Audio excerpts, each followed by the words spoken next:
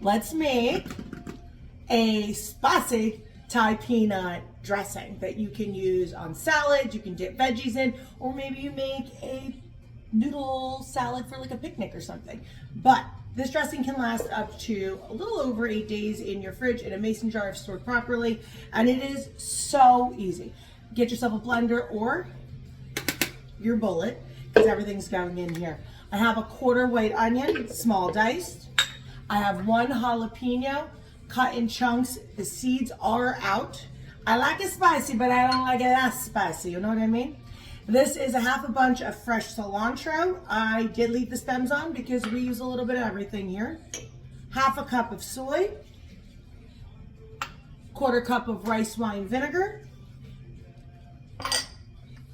3 to 4 small, they're very small, cloves of garlic. 1 cup of peanut butter. I'm using natural peanut butter. And then we are going to juice 1 lime in here. So squeezing that lime right in. So we're gonna grate some fresh ginger.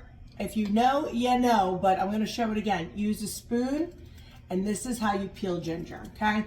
If you use the spoon and you just go around, you take the skin right off without missing a lot of the ginger. Super easy. And then right in here, because it's so fibrous, I am gonna grate the piece of ginger that I'm gonna use in here in the dressing. And you know it, blend.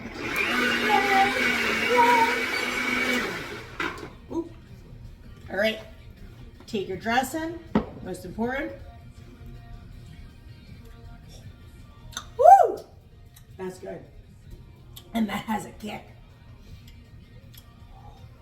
Okay, if I can handle it, anybody can handle it. It's flavorful. See, I don't like spicy where I'm sweating. I like spicy for flavor.